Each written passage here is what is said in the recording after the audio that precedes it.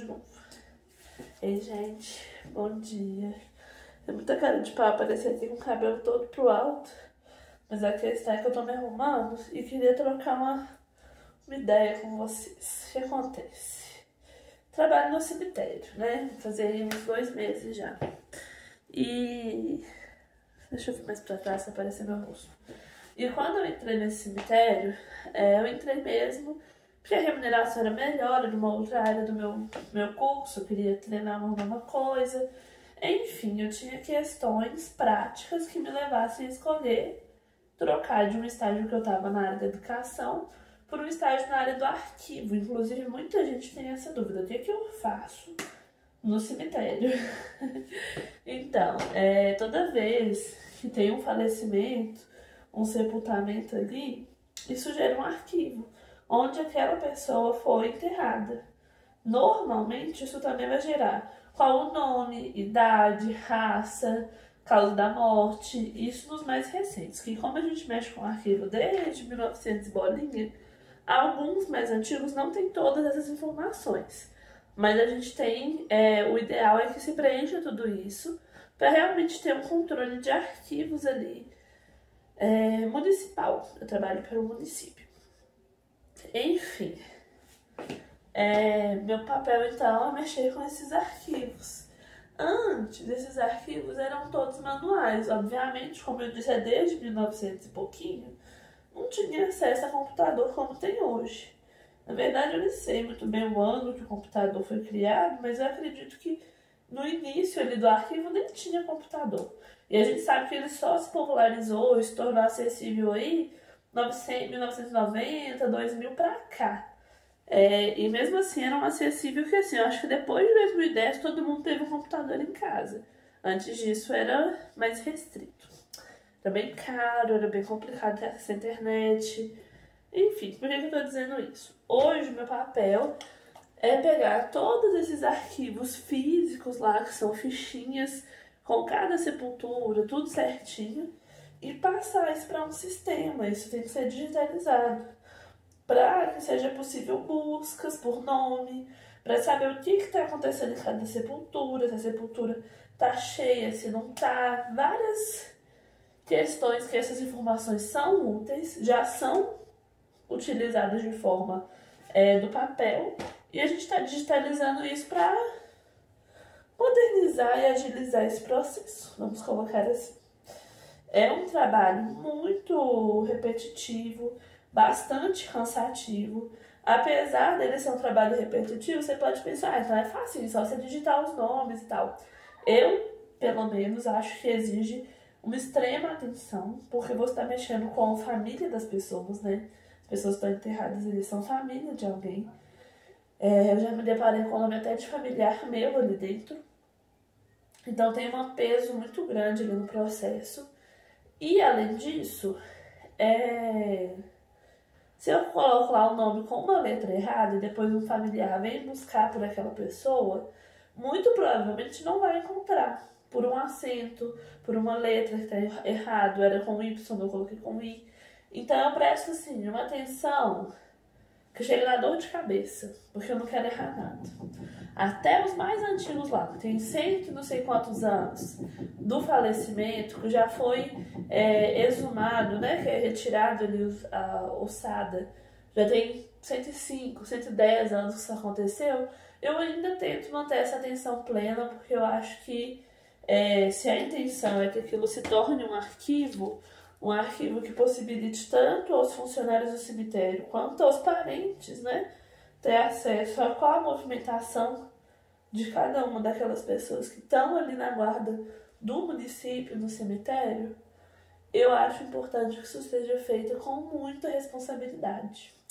E é por isso que eu presto muita atenção. Dito isso, tirei a dúvida do que eu faço no cemitério? Se eu não tirei, me conta aí que eu posso explicar melhor. O pessoal do cemitério é linha de frente nesse momento de Covid. Porque não dá pra parar, infelizmente. Infelizmente, hoje, inclusive, tô até com o olho vermelho. Chorei muito pra dormir. Tô muito chateada, porque ontem foi o falecimento do Paulo Gustavo. Não consigo nem entender isso. Eu falo isso e a ficha não cai. Porque me doeu muito a morte dele, vou ser bem honesta, sabe? Graças a Deus, até esse momento, eu não tive nenhuma pessoa próxima a mim que se contaminou ou faleceu com o vírus.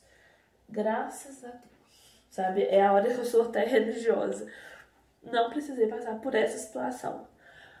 E apesar do Paulo Gustavo não ser meu familiar, nem amigo, nem nada do tipo, ele tinha uma representatividade muito grande dentro da comunidade LGBT. No Brasil, ele foi a pessoa que conseguiu levar pra dentro da casa, da família tradicional, um cara gay casando, sabe? Ele conseguiu. Velho, ele era foda, sabe? É muito difícil entender que ele não tá mais aqui. Que os 2 filhos dele não vão ver ele crescer, não vão conhecer o cara foda que ele foi pessoalmente, porque é óbvio que vão conhecer a história dele. É óbvio que não vai se deixar apagar todo o trabalho dele, né? Eu imagino que vai existir um esforço muito grande em homenageá-lo constantemente, que a família vai manter essa memória viva, mas é diferente, né, gente? É muito doloroso ver 2 criancinhas perdendo o pai. E mais do que isso, eu infelizmente estou em alguns grupos, já vou me explicar de antecedência o que eu estou fazendo nesses grupos. Eu gosto muito de organização da casa, limpeza, eu gosto de saber novas técnicas para isso. Então eu estou em alguns grupos de organização e até de receitas, principalmente no Facebook, mas também no Instagram, para ser honesta. E aí esses grupos prestaram solidariedade. Até alguns grupos de música também eu vi postando solidariedade, de cultura brasileira, né? Pelo processo doloroso da internação dele, que durou quase 2 meses. E eu vi muita gente... Só um momento de novo. Prestando ali... Voltei. Prestando sua homenagem, seu desejo de melhora, pedindo oração para a família, para ele, para a saúde dele, desejando tudo de bom. E isso foi ótimo, não me entendam mal, isso é ótimo. A questão é que normalmente eu vivo numa bolha, sabe? As pessoas que estão ao meu redor, as pessoas com quem eu tenho uma relação mais próxima no meu dia a dia, são pessoas que têm uma linha de pensamento, que acreditam em coisas muito parecidas com as que eu acredito. E aí, eu fico um pouco distante dessa realidade homofóbica, machista, racista. Até quando eu tinha uma relação mais próxima com algumas pessoas que hoje dei uma afastada, eu ainda via a pontinha desse iceberg. Mais de um tempo pra cá, que eu tava precisando de me dar um tempo, eu me dei um tempo. E eu tirei essas pessoas da minha vida. Então, eu não tenho mais contato com isso. Tava me fazendo muito mal, eu tava extremamente fragilizada. Teve aquele caso do Lucas Penteado lá no BBB, aquele negócio acabou comigo na época. Enfim, tava muito frágil nesse sentido. Peraí. Voltei de novo. E aí, o que isso tudo tem a ver? Entrando nesses grupos que as pessoas estavam ali desejando melhoras e tal. O caso do Paulo Gustavo foi um caso que eu buscava notícias, porque de fato tava me preocupando, não era por curiosidade não, mas era aquela coisa que eu ficava inquieta querendo saber como é que tava o andamento, se ele tinha tido melhora, se ele ia voltar pra família dele. Eu fiquei muito, muito apreensiva durante todo o processo de internação dele, sabe? Acho que foram raros os dias que eu não entrei e pesquisei Paulo Gustavo, estado de saúde, último boletim médico. Eu acompanhei muito a história dele. E eu via nessas páginas que eu participo, e que não são dentro da minha bolha, porque não são grupos LGBTs, de estudantes, não são grupos de mulheres feministas, são grupos da sociedade como um todo, principalmente hétero, principalmente extremamente machista e racista e homofóbica, e que tem pessoas excelentes ali dentro que compartilham conhecimentos maravilhosos, mas que estão assim impregnadas com essas características que são características brasileiras, infelizmente. E aí quando postava essas mensagens de apoio nesses grupos, até sem querer, no começo eu entrava para ver o que era, depois eu parei de entrar por causa dos comentários, mas sempre deixavam um destaque, e normalmente esse destaque era o que estava tendo mais confusão, mais respostas ao comentário. Então eu acabava ainda lendo alguma coisa nesse... Mesmo querendo passar direto, sabe? E era coisa do tipo, e bem feita, castigo de Deus. Ah, não se arrepende de ser gay não, pra ver se Deus vai te curar. Aí era melhor que ele teve algumas pessoas disseram, espero que ele tenha se arrependido pela vida de pecado que ele viveu. Enfim, gente, umas coisas são dolorosas de serem escutadas, sabe? Se você ainda tem dúvidas sobre isso, eu não sou nenhuma autoridade nessa área, mas pelo amor de Deus, você realmente acredita num Deus que por causa de um carnaval ou por causa de um casal gay, seja o que for, ele lançou uma doença pra contaminar o mundo inteiro e tá matando milhões de pessoas. E mais, nos países em que a presidência e as autoridades tiveram uma postura, houve o controle desse vírus, ou seja, Deus não puniu tanto. Mas nos lugares que não teve liderança, foi uma arrastão de mortes, o vírus fez a festa. Vocês acham que isso é plano de Deus? Gente, pelo amor de Deus, vocês acreditam num Deus assim?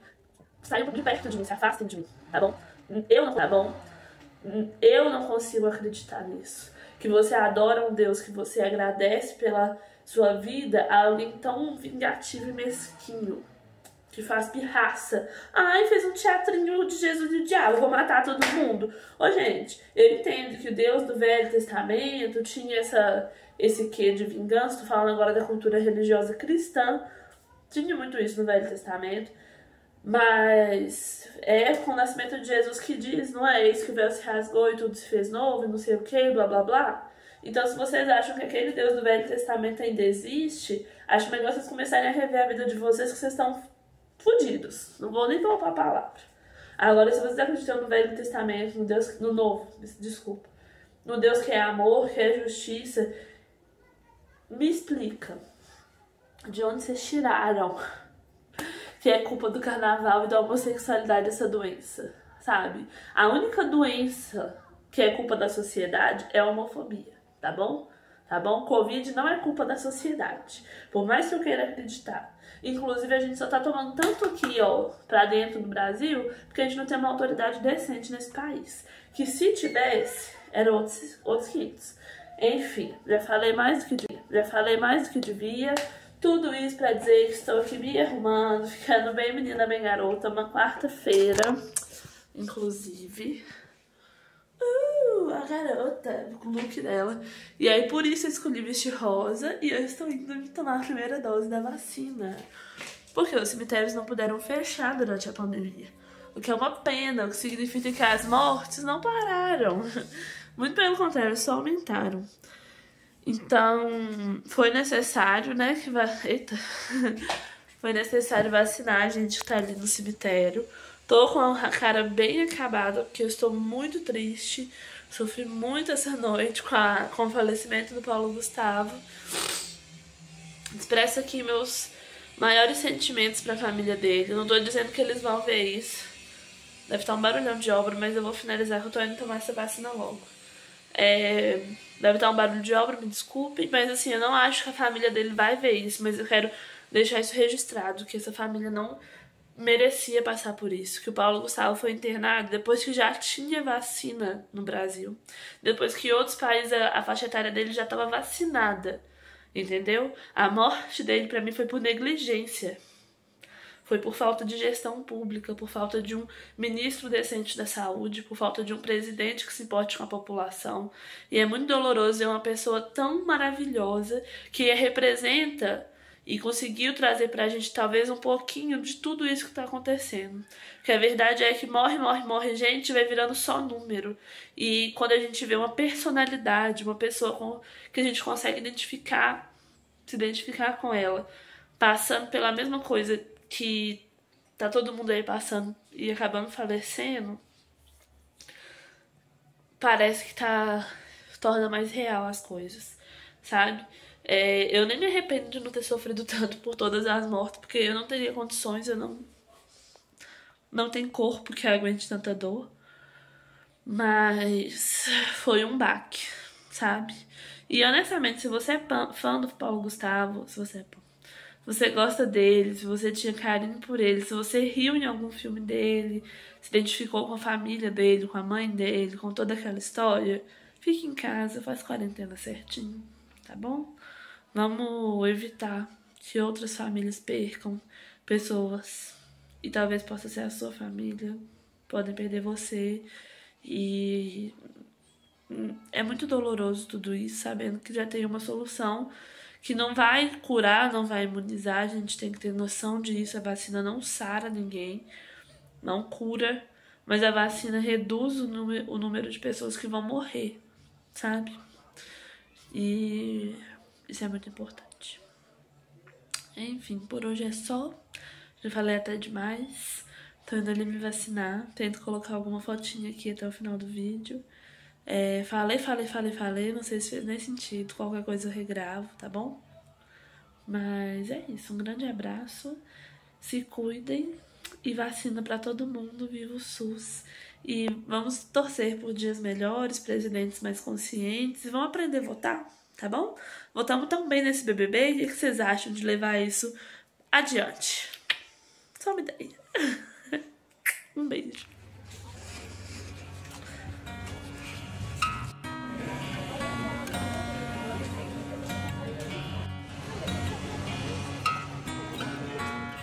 Essa é a AstraZeneca, tá? Você vai tomar.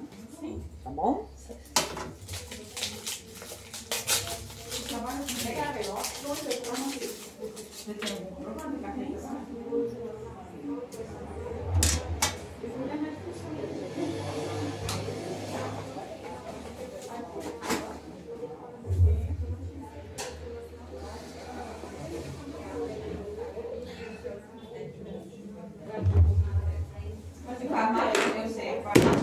Sério, Jesus.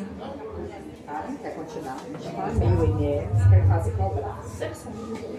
Ali vai dar pra ver, já que você tá bom.